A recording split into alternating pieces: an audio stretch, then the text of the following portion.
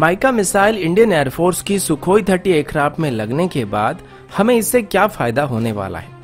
पहली बार heron system की तरफ से एक ऐसा एआई पायलट को डेवलप किया गया है जो कि ह्यूमन पायलट्स को हर डॉग फाइट में हरा रहा है। चाइना की तरफ से अभी लिपुलेख और मानसरोवर लेक के पास surface to air missile site को बनाया जा रहा है। पाकिस्तान अब चाइना की सैटेलाइट सिस्टम को इस्तेमाल करने वाली है और रशिया की तरफ से अभी Su-57 की एक्सपोर्ट वेरिएंट को ओपनली डिस्प्ले करने का फैसला किया गया है। लेकिन सवाल ये कि अभी के हालात के हिसाब से देखा जाए तो क्या ये इंडियन एयरफोर्स की 5th जनरेशन फाइटर रिक्वायरमेंट को पूरा कर पाएगा। आज की वीडियो में हम इन सभी खबरों के बारे में डिटेल में बात करने वाले हैं। नमस्कार दोस्तों, मेरा नाम है अंशुमन नायक और आप सभी का बहुत बहुत स्वागत है इंडियन डिफेंस न्यूज की डिफेंस टॉक सीरीज में। तो चलिए देर ना करते हुए आज की वीडियो शुरू करते हैं। आज की पहली अपडेट माइका मिसाइल को लेकर है। कल ही मैंने आप सभी को बताया था कि इंडियन एयरफोर्स की तरफ से इसी हफ्ते सोमवार को और मंगलवार को माइका मिसाइल को टेस्ट फायर किया गया था। इन मिसाइल की खासियत ये है कि इनमें डुअल बैंड सीकर का इस्तेमाल किया जाता है, जिस वजह से इनको जैम कर पाना या फिर काउंटर मेजर सिस्टम की मदद से इनको भटका पाना काफी मुश्किल है। ये मिसाइल हमारे मिराज 2000 फाइटर जेट्स की स्टैंडर्ड मिसाइल है, लेकिन हाल ही में इसे सुखोई से भी फायर किया गया था। 2012 में भारत की तरफ से करीब 490 माइका मिसाइल खरीदे गए थे और 2016 में सबसे पहले हमारे मिराज फाइटर जेट से इसको टेस्ट किया गया था और आगे चल के ये राफेल में भी इस्तेमाल होने वाली है। लेकिन सवाल ये है कि इनको सुखोई में इस्तेमाल करने का क्या जरूरत है, क्योंकि सुखोई में अभी R-27 और R-73 मिसाइल इक्विप किए जाते हैं, जो कि दोनों ही IR मिसाइल है और इनमें से R-73 एक क्लोज रेंज की मिसाइल है जबकि R-27 एक मीडियम रेंज का मिसाइल है। लेकिन रशियन मिसाइल के साथ एक दिक्कत ये है कि इनकी सर्विस लाइफ इतनी ज्यादा अच्छी नहीं होती और ये अपने एक्सपायरी डेट से काफी पहले खराब होने लगते हैं और इनकी परफॉर्मेंस भी माइका मिसाइल जितना इतना बेहतर नहीं होता है। माइका मिसाइल की बात करें तो इसे लॉन्च करने के बाद भी टारगेट पर लॉक किया जा सकता है और इसे 360 डिग्री में भी लॉन्च किया जा सकता है। और अगर आप दुश्मन के पीछे और माइका मिसाइल उसके ऊपर फायर करते हैं तो 100% चांसेस यही होता है कि दुश्मन इसको इवेड नहीं कर पाएगा। इसकी खास वजह यह है कि माइका मिसाइल जब फायर किया जाता है तो दुश्मन को वार्निंग नहीं मिलती है, जिस वजह से वो काउंटर मेजर सिस्टम लॉन्च नहीं कर पाते। अब रडार गाइडेड मिसाइल लॉन्च होने के बाद जिस भी एयरक्राफ्ट के ऊपर मिसाइल को फायर किया जाता है उसके रडार वार्निंग रिसीवर में बीप आना चालू हो जाता है और दिखाता कि किस डायरेक्शन से उसके ऊपर रडार लॉक किया गया था या फिर किस डायरेक्शन से उसके ऊपर मिसाइल फायर किया गया है। और लगभग सभी 4th जनरेशन की फाइटर में रडार वार्निंग रिसीवर मौजूद होते हैं और ये 3rd जनरेशन की फाइटर में भी मौजूद होते हैं। तो इसी वजह से BVR रेंज में रडार गाइडेड मिसाइल लॉन्च करने के बाद भी बहुत ही कम चांसेस होता है जब ये अपने टारगेट को हिट कर पाते हैं, क्योंकि दुश्मन काफी पहले से इनका पता लगा लेते हैं और काउंटर मेजर सिस्टम लॉन्च करके निकल लेते हैं। लेकिन माइका मिसाइल एक डुअल बैंड की मिसाइल है और सभी IR मिसाइल के मुकाबले इसका रेंज काफी ज्यादा है और इसकी रेंज 60 से 80 किलोमीटर तक बताई जाती है। और इतनी दूरी से अगर आप किसी इंफ्रारेड मिसाइल को दुश्मन के ऊपर फायर करते हैं तो उसे किसी भी तरह से मिसाइल वार्निंग सिस्टम नहीं मिलेगी, जिस वजह से वो फ्लेयर ड्रॉप नहीं करेगा और इसी वजह से माइका मिसाइल की किल प्रोबेबिलिटी काफी हाई रहती है। भारत अभी अस्त्र मिसाइल की भी एक IR वेरिएंट को बना रही है जो कि माइका मिसाइल की बराबरी करने वाली है और लगभग सभी IR मिसाइल को स्पॉट करने का जो कन्वेंशनल तरीका होता है वो विजुअल आइडेंटिफिकेशन होता है, यानी कि मिसाइल की स्मोक को देख को आपको पता लगाना होता है कि आपके ऊपर मिसाइल फायर किया गया है। और रडार वार्निंग रिसीवर ना मिलने का मतलब ये होता है और पायलट समझ जाता है कि उसके ऊपर हीट सीकिंग मिसाइल फायर किया गया, जिस वजह से वो फ्लेयर ड्रॉप करना चालू करते हैं। लेकिन अस्त्र मिसाइल को विजुअली स्पॉट करना और भी ज्यादा मुश्किल होने वाला है, क्योंकि ये अपने पीछे स्मोक नहीं छोड़ता है, जिस वजह से ये और भी घातक इंफ्रारेड मिसाइल बन सकता है। फिलहाल अभी इंडियन एयरफोर्स के सुखोई में माइका मिसाइल को इंटीग्रेट करने के बाद ये हमको मीडियम रेंज की डॉग फाइट में काफी हद तक एडवांटेजेस दिलाने वाली है।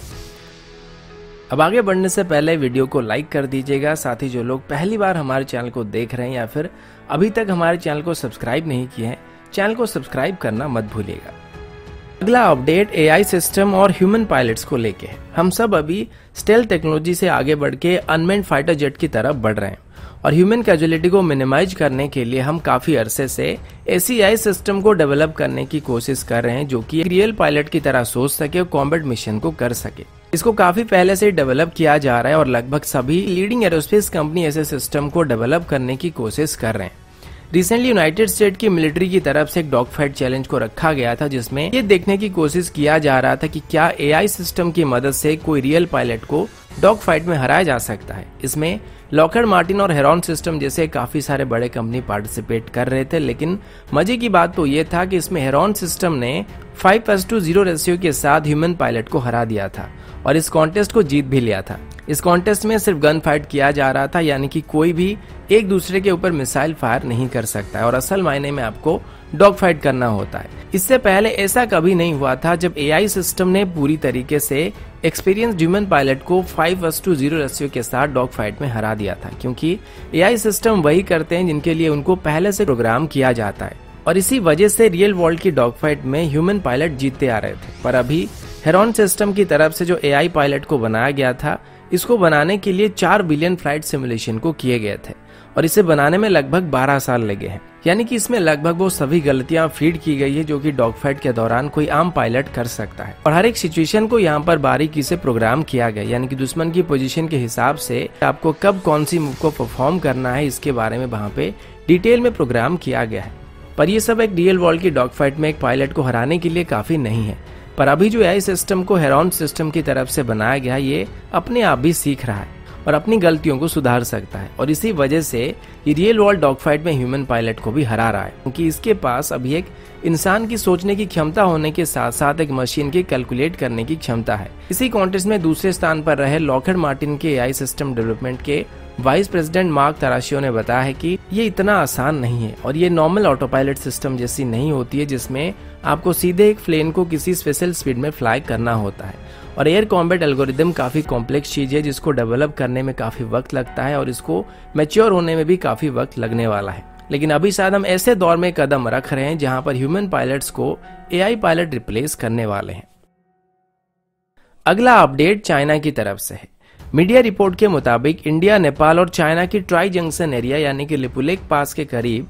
चाइना अभी अपनी surface to air missile site को बना रहा है। इसके बारे में सबसे पहले एएनआई की तरफ से जून में बताया गया था कि भारत की तरफ से अभी ईस्टर्न लद्दाख में QRSAM को डिप्लॉय किया गया था और इसी बीच जब लिपुलेख इलाके को लेके भारत और नेपाल के बीच थोड़े मतभेद चल रहे थे, इसी मौके का फायदा उठाकर चाइना भी वहां पर अपनी ट्रूप्स को बिल्डअप करने लगा था। और अभी एक ट्विटर हैंडल है जिसका नाम डिटरेसफाई है और इसके पीछे जो भी है वो काफी अच्छे से साउथ एशियन मिलिट्री डिप्लॉयमेंट को डिकोड कर रहे हैं और सैटेलाइट इमेज को वो काफी अच्छे तरीके से एनालाइज कर सकते हैं। उनके मुताबिक पिछले कुछ महीनों के ओपन सोर्स सैटेलाइट इमेज के मुताबिक चाइना धीरे धीरे surface to air missile site को बना रही है और बॉर्डर से ये करीब 100 किलोमीटर के डिस्टेंस पे मौजूद है।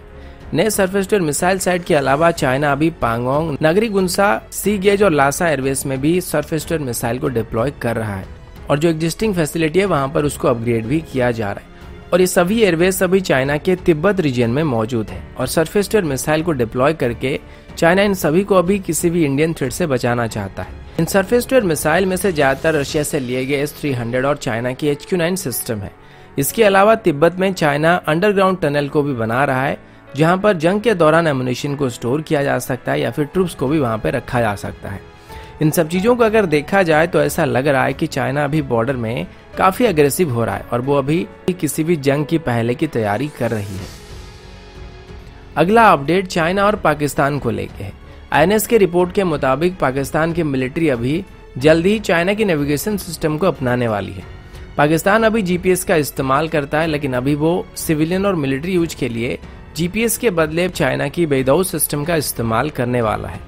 रिपोर्ट के मुताबिक चाइना अभी US बेस्ड सिस्टम के ऊपर अपना डिपेंडेंसी खत्म करके अपने खुद के GPS सिस्टम को साउथ एशियन कंट्रीज के लिए अवेलेबल करना चाहता है। चाइनीज सैटेलाइट्स को यूज करने के लिए सबसे पहले पाकिस्तान में चाइना की तरफ से ग्राउंड स्टेशन को बनाया जाएगा और इसके लिए चाइनीज सैटेलाइट नेविगेशन ऑफिस की तरफ से पहले से ही सहमति दे दिया गया है।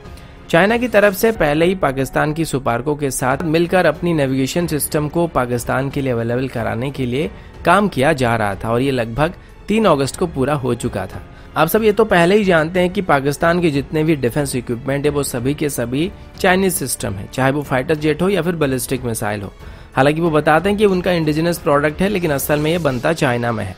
तो इसी वजह से काफी पहले से ही चाइना और पाकिस्तान के बीच 2013 में एक सेपरेट नेविगेशन सिस्टम को एस्टेब्लिश करने के लिए एक डील को साइन किया गया था जो कि जीपीएस से अलग होने वाली थी, और ये सिविलियन यूज के अलावा अभी पाकिस्तान को मिलिट्री यूज में भी मदद करने वाले हैं, क्योंकि पाकिस्तान के लगभग सभी मिसाइल चाइनीज जीपीएस के साथ कॉम्पैटिबल है। अगला अपडेट SU-57 को लेके। कुछ दिन पहले मैंने आप सभी को बताया था कि रशिया की तरफ से अभी ऑफिशियली SU-57 की प्रोडक्शन को शुरू कर दिया जाएगा, और इसी साल के एंड तक रशियन एयरफोर्स को SU-57 को डिलीवर करना चालू कर दिया जाएगा। इसके बारे में बताते हुए सुखोई की तरफ से कहा गया था कि SU-57 में अब एक स्पेशल रडार ऑब्जर्विंग कोड को दिया गया है, जिस वजह से इसका RCS काफी हद तक रिड्यूस हो चुकी है, और इसकी स्टेल्थ पैरामीटर को लेके जो पहले नेगेटिव पॉइंट थे वो सभी अभी ठीक कर दिए गए हैं। इसके बाद आज रशियन मीडिया की रिपोर्ट के मुताबिक SU-57 की प्रोडक्शन शुरू करने के साथ साथ रशिया अब इनको एक्सपोर्ट भी करना चाहता है, और अभी आर्मी 2020 इंटरनेशनल मिलिट्री और टेक्निकल फोरम के दौरान भी ऑफिशियली SU-57E यानी कि इसके एक्सपोर्ट वेरिएंट को डिस्प्ले किया जाएगा। इसके साथ MiG-35, K-52 helicopter, K-27 updated deck based gunship जैसे और भी कई सारे रशियन डिफेंस इक्विपमेंट डिस्प्ले किए जाएंगे। ये एग्जीबिशन अभी 23 अगस्त से 29 अगस्त तक रशिया के कुबिना एयरफील्ड में होने वाली है। इसमें SU-57E को डिस्प्ले करने के पीछे रशिया का मेन उद्देश्य यह है कि वो इसको एक्सपोर्ट करना चाहते हैं, और वो दावा करते हैं कि ये एक बेहतरीन 5th जनरेशन फाइटर बन चुका है, जिसकी RCS और आयर सिग्नेचर काफी कम है।